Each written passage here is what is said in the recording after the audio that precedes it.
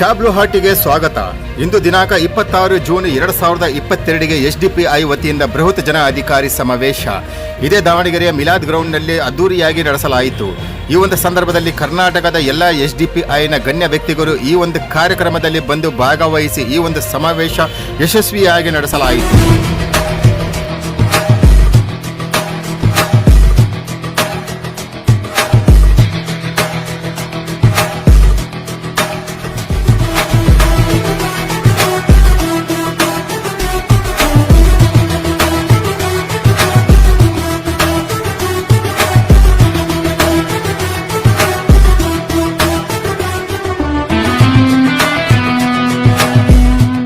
मोहतरम डीआर भास्कर प्रसाद साहब state general secretary SDPI, उनका भी इस प्रोग्राम में तहे दिल से इस्तकबाल करते हैं।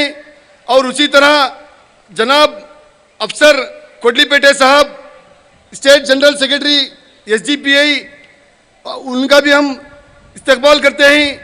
जनाब शाफी बल्लारी साहब स्टेट सेक्रेटरी एसडीपीआई, हम इनका भी शहर दावणगेरा की तरफ से तहे दिल से इस्तकबाल करते हैं।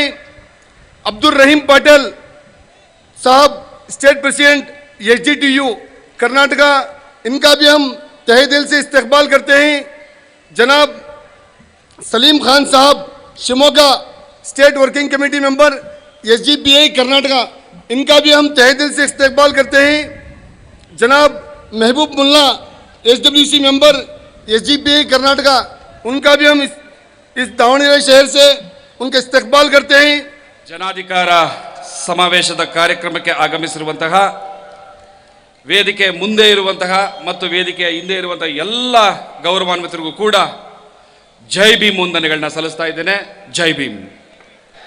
ನಿಮ್ಮ ಜೈ ಭೀಮ್ ಸ್ಲೋಗನ್ ಹೇಗಿರಬೇಕು ಅಂತಂದ್ರೆ, ಇಲ್ಲಿವರೆಗೂ ನಿಮ್ಮ ವೋಟ್ಗಳನ್ನ ತಗೊಂಡು ಆರಾಮಾಗಿ ತಿನ್ಕೊಂಡು ಉಣ್ಕೊಂಡು ಬೊಜ್ಜು ಹೊಟ್ಟೆ ಬರ್ಸ್ಕೊಂಡಿದ್ರಲ್ಲ, ಅವರ ಹೊಟ್ಟೆಲಿರೋ ಹುಳಗಳೆಲ್ಲ ಅದರಾಡಬೇಕು.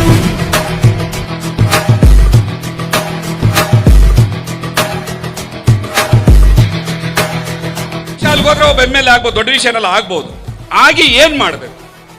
ಕಾಂಗ್ರೆಸ್ನಲ್ಲಿ ಮುಖ್ಯಮಂತ್ರಿ ಆಗಿದ್ದಂತಹ ಸಿದ್ದರಾಮಯ್ಯನವರೇ ಈ ನಾಡಿನ ದಲಿತರ ಪರವಾಗಿ ಅಲ್ಪಸಂಖ್ಯಾತರ ಪರವಾಗಿ ಏನು ಮಾಡಿದ್ರು ಅನ್ನುವಂಥ ಪ್ರಶ್ನೆಯನ್ನು ಕೇಳಿದಾಗ ಉತ್ತರ ಶೂನ್ಯ. ಒಬ್ಬ ಮಾಜಿ ಮುಖ್ಯಮಂತ್ರಿ ಆಗಿದ್ದಂತಹ ಸಿದ್ದರಾಮಯ್ಯನವರು ಈ ನಾಡಿನ ಮುಸಲ್ಮಾನರ ವಿಚಾರ ಬಂದಾಗ ಹಿಜಾಬ್ ಪರವಾಗಿರಲಿ, ಆಜಾನ್ ವಿಚಾರ ಇರಲಿ, ದೇವಸ್ಥಾನಗಳ ಆವರಣಗಳಲ್ಲಿ ಮುಸಲ್ಮಾನರು ವ್ಯಾಪಾರ ಮಾಡಬಾರ್ದು ಅಂದಾಗ್ಲಿರ್ಲಿ, ಅದೇ ದೇವಸ್ಥಾನದ ಆವರಣದಲ್ಲಿ ಮುಸಲ್ಮಾನ ವ್ಯಾಪಾರಿಗಳ ಮೇಲೆ ಹಲ್ಲೆ ಮಾಡದಾಗ್ಲಿರ್ಲಿ, ಧ್ವನಿಯನ್ನ ತೆಗೆಯೋದಕ್ಕಾಗಲಿಲ್ಲ. ಅದೇ ಸಿದ್ದರಾಮಯ್ಯನವರು, ಮಾನ್ಯ ಮಾಜಿ ಮುಖ್ಯಮಂತ್ರಿ ಸಿದ್ದರಾಮಯ್ಯನವರು, ಗೌರವಾನ್ವಿತ ಸಿದ್ದರಾಮಯ್ಯನವರು, ಸಮಾಜವಾದಿ ಸಿದ್ದರಾಮಯ್ಯನವರು ಅಂತ ಹೇಳಿಸ್ಕೊಳ್ಳುವಂಥವ್ರು, ಮುಸಲ್ಮಾನರ ಪರವಾಗಿ ದಲಿತರ ಪರವಾಗಿ ಧ್ವನಿಯನ್ನೆತ್ತಿದಾಗ ಕಾಂಗ್ರೆಸ್ಸಿನ ಸರ್ವಾಧಿಕಾರಿ ಡಿ ಕೆ ಶಿವಕುಮಾರ್ ಹೇಳ್ತಾರೆ, ಮಾತಾಡಬೇಡಿ ಸಿದ್ದರಾಮಯ್ಯನವರೇ ಅಂತ. ಒಬ್ಬ ಮಾಜಿ ಮುಖ್ಯಮಂತ್ರಿ ಸಿದ್ದರಾಮಯ್ಯನವರೇ ದಲಿತರ ಪರವಾಗಿ ಮುಸಲ್ಮಾನರ ಪರವಾಗಿ ಕಾಂಗ್ರೆಸ್ನಲ್ಲಿ ಮಾತಾಡದೆ ಇರುವಾಗ ನಾವು ಕಾಂಗ್ರೆಸ್ಗೆ ಹೋಗಿ ಮಾಡೋದಾದ್ರೂ ಏನು ಗುಲಾಮ್ಗಿರಿ ಮಾಡೋದಕ್ಕೆ ಬರ್ಬೇಕಾ ಅಲ್ಲಿ, ಅಥವಾ ಧನ ಕಾಯಕ್ಕೆ ಬರ್ಬೇಕಾ? ಹಾಗಿದ್ರೆ ಕಾಂಗ್ರೆಸ್ ಅಲ್ದಿದ ಮೇಲೆ ಬೇರೆ ಯಾವ ಪಕ್ಷ? ಬಿಜೆಪಿ ಇದೆ. ಬಿಜೆಪಿಗೆ ಹೋಗಿ ಏನ್ ಮಾಡೋಣ ನಾವು? ಚಡ್ಡಿ ಹೊರಬೇಕಾಗತ್ತೆ, ಚಡ್ಡಿ. ಇತ್ತೀಚೆಗೆ ಒಬ್ಬ MLC, ಬಿಜೆಪಿಯ ನೂತನವಾಗಿ ಆಯ್ಕೆಯಾದಂತಹ MLC ನಾರಾಯಣ ಸ್ವಾಮಿ ಅವರು, ಛಲವಾದಿ ನಾರಾಯಣ ಸ್ವಾಮಿ ಅವರು, ಬಿಜೆಪಿಯವರು ಹುಟ್ಟು ಬಿಸಾಕಿದಂತಹ ಆ ಕೊಳಕು ಚಡ್ಡಿಗಳನ್ನ ತಲೆ ಮೇಲೆ ಒತ್ಕೊಂಡು ಹೋದ್ರು ಸಿದ್ದರಾಮಯ್ಯನವ್ರ ಮನೆಗೆ. ಆ ಚಡ್ಡಿ ಒರೆಯುವಂತಹ ಗುಲಾಮ್ಗಿರಿ ಕೆಲಸ ಮಾಡೋದಕ್ಕೆ ನಾವು ಅಲ್ಲಿಗೆ ಹೋಗ್ಬೇಕಾ? ಇದಕ್ಕೋಸ್ಕರ ಬಿಜೆಪಿಗೆ ಹೋಗ್ಬೇಕಾ ದಲಿತರು ಮುಸಲ್ಮಾನರು?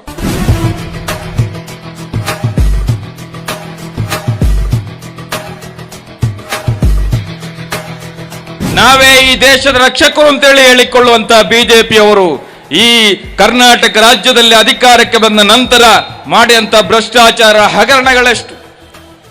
ಯಾವುದೇ ಸರ್ಕಾರಿ ಕೆಲಸದಲ್ಲಿ 40% ಕಮಿಷನ್, 40% ಕಮಿಷನ್ ಪಡೆಯುವಂತ ಸರ್ಕಾರ. ಬಹುಶಃ ಕರ್ನಾಟಕ ರಾಜ್ಯದ ಇಲ್ಲಿ ಇತಿಹಾಸದಲ್ಲಿ ಇದುವರೆಗೆ ಆಗದಂತ ಒಂದು ಘಟನೆ ಕರ್ನಾಟಕದಲ್ಲಿ ನಡೆಯಿತು.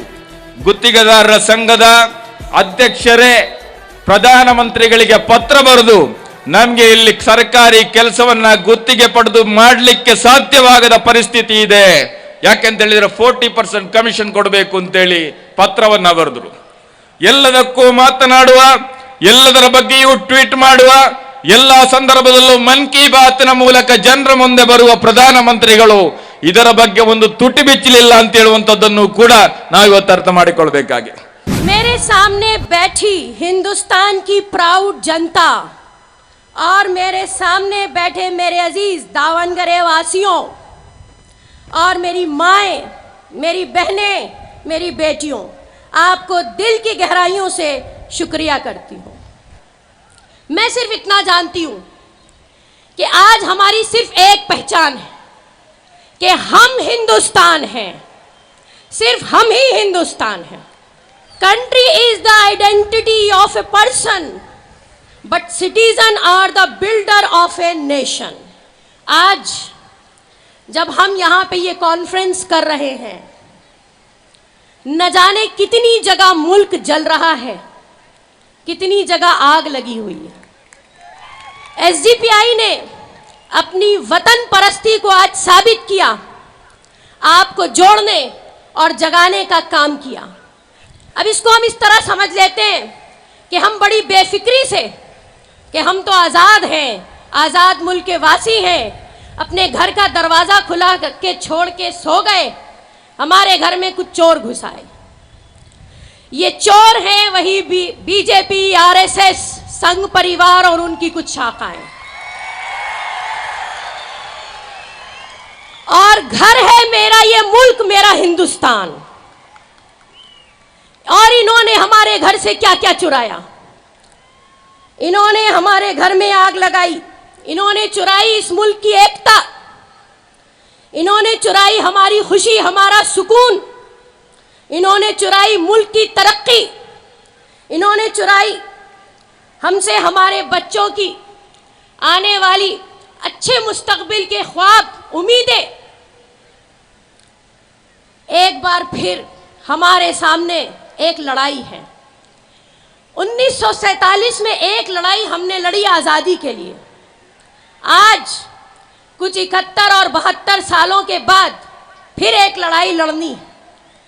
1947 में लड़ाई थी बाहर से आए हुए दुश्मनों से, आज लड़ाई है घर के दुश्मनों से। ಅಂದರೆ ನೀವು ಕನಸು ಕಂಡಿದ್ದೀರಲ್ಲ, ಜನಾಧಿಕಾರ ಬೇಕು ಅಂತ, ಹಸಿವು ಮುಕ್ತ ಸ್ವಾತಂತ್ರ್ಯ, ಭಯಮುಕ್ತ ಸ್ವಾತಂತ್ರ್ಯ, ಅಂದರೆ ಹಸಿವು ಇರಬಾರ್ದು, ಭಯ ಇರಬಾರ್ದು ಅಂತ. ಅವೆರಡೂ ನಿಮಗೆ ಸಿಗಬೇಕಂದ್ರೆ ಮುಂದಿನ ದಿನಗಳಲ್ಲಿ ನೀವು ಇದೇ ಗಟ್ಟಿಯಾದ ತೀರ್ಮಾನವನ್ನು ತೆಗೆದುಕೊಳ್ಬೇಕು. ಆ ತೀರ್ಮಾನ ಇವತ್ತಿನಿಂದಲೇ ನಿಮ್ಮ ಮನಸ್ಸಿಗೆ ಇಡಬೇಕು. ಯಾಕೆ ನೀವು ಅಂದ್ಕೋಬೋದು ಇವರು ಸ್ವಾಮೀಜಿಗಳು ಇಂಥ ಪಾರ್ಟಿನಲ್ಲಿ ಬಂದಿದ್ದಾರೆ ಅಂತಲ್ಲ. ಇದು ನನಗೆ ಪಾರ್ಟಿಗಿಂತ ಹೆಚ್ಚು ನಿಮ್ಮ ಪ್ರೀತಿ ಮತ್ತು ನಿಮ್ಮ ವ್ಯಕ್ತಿತ್ವವನ್ನು ನೋಡಿ. ಯಾಕೆಂದರೆ ಇಲ್ಲಿ ಯಾವುದೇ ಜಾತಿ ಇಲ್ಲ, ಇಲ್ಲಿ ಯಾವುದೇ ಜಾತಿ ಇಲ್ಲ. ಇದು ಬದ್ಧತೆಯ ನೀತಿ ಇದೆ, ಇಲ್ಲಿ ಪ್ರೀತಿ ಇದೆ. ಈ ನೀತಿ ಪ್ರೀತಿಗಳು ಮುಂದೆ ಬದುಕನ್ನು ಕಟ್ಟಲಿಕ್ಕೆ ಸೋಪಾನವಾಗಬೇಕು ಅನ್ನೋದೇ ನನ್ನ ಆಸೆ. आज हिंदू मुसलमानों के बीच में दरार पैदा करके हमारे मुल्क को जलाने की जो साजिश कर रहे हैं, उसके ऊपर पानी अगर डाल के इस मुल्क को बचाना है तो हमें कुर्बानी देना पड़ेगा. वरना अगर ऐसा भी एक दिन आ जाएगा, हमारे घरों में जो छोटे छोटे जो बच्चे हैं, हमारे मुस्तकबिल में हमारे ऊपर वो गिला करेंगे. अगर हमारे बाप दादा, अगर हमारे बड़ों ने उस टाइम पर social democratic party of India का काम यहां पर करके रहे थे तो हम सुकून की नींद सो सकते थे. उन्होंने वो काम नहीं किया, इसलिए हमारे ऊपर इतने मुसीबतें आज टूट रही हैं.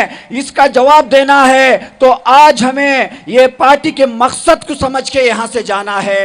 बल्कि आपको यहां पर बुलाने के मौके पर हमें मालूम है आप अपने जेब से पैसा डालकर, जेब से खर्चा कर अपने जेब से ऑटो में पैसे देकर, कोई बस में पैसे देकर यहां पर आए हैं. हम आपको यहां से पैसे दे के भेजने वाले नहीं, लेकिन आपको एक मैसेज दे के हम भेजेंगे. अगर भूख से आजादी वाला, खौफ से आजादी वाला इंडिया का ख्वाब आप सोचते हैं तो आपको यहां पर इरादा करके जाना है. 2023 के इलेक्शन में दावणगेरे, शिवमोग्गा और चित्रदुर्गा से 3 SDPI के MLA को अगर आप जिताएंगे क्या आप जिताएंगे? ये अज़म करके आप चाहेंगे तो मैं आपको वादा करता हूं, आप लोगों अगर एसडीपीआई के ऊपर उम्मीद रखकर अगर वोट देंगे तो आपके वोट का हर भरपूर हक हम अदा करेंगे। आपके वोटों को लेके जाकर बॉम्बे की रिसोर्ट में हम भेजने वाले नहीं हैं। आपके वोटों को लेके जाकर बीजेपी के प्लेट में रेड कारपेट डाल के बेचने वाली party social democratic party of India नहीं है। हमें एक मौका तो आप देकर देखो, एक मौका आप देकर देखो। कर्नाटक के विधानसभा में अगर 10 या 15 एसडीपीआई के लीडरों को अगर आप भेजेंगे, कर्नाटक के असेंबली को हिला सकते हैं।